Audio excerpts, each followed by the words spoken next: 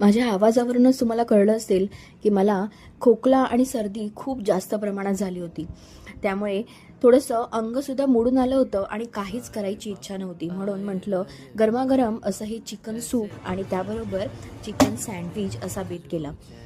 आता बरीच अशी मंडळी असतात जे चिकन बोनलेसच खातात. तर त्यावेळेला बोनलेस जेव्हा चिकन केलं जातं त्यावेळेला त्याचे जे बोन असतात ते सुद्धा तुम्हाला सूपसाठी बाजारामध्ये अवेलेबल असतात. तर हे बोन जे आहे चिकन बोन्स फॉर सूप हे मी 1 किलो घेतले. त्यामध्ये आलं, लसूण, हिरवी मिरची, पुदिना, कोथिंबीर ह्याचं एक वाटण तयार करून घेतलं. ते आपण ॲड केलं. त्यानंतर चवीपुरतं मीठ आणि थोडीशी हळद हे सगळं लावून थोडा वेळ एक 10 ते 15 मिनटं मॅरिनेट करत ठेवायचं. आणि त्यानंतर कुकरमध्ये आपल्याला हे फोडणीला द्यायचं आहे.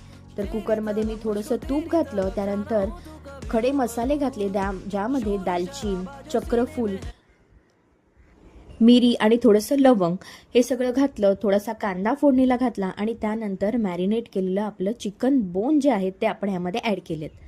करायला अतिशय सोपं आहे, पण जर तुमच्या घरामध्ये जर कोणाला सर्दी खोकला झाला असेल तर हे सूप पिऊन लगेचच त्यांनी आराम मिळतो.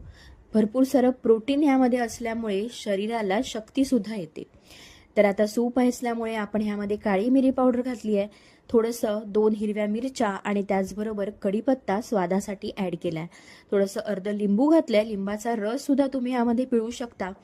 सगळं तयार झालेलं आहे. छान उकळी आल्यानंतर कुकरचं झाकण लावून घ्यायचं आणि मस्त 3, 4, 5 किती हव्यात तितक्या शिट्या तुम्ही करून घ्यायच्या.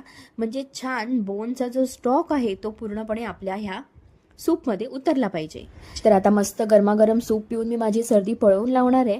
तुम्ही ह्या सूपमध्ये तुमच्या आवडीप्रमाणे भाज्यासुद्धा ॲड करू शकता. जर डाएटवर असाल तर 2 मोठे बाउल सूप पिल्यानंतर पोटसुद्धा भरतं आणि तुमचं डाएट फूडसुद्धा तुम्ही म्हणून हे 1 मील म्हणून एन्जॉय करू शकता.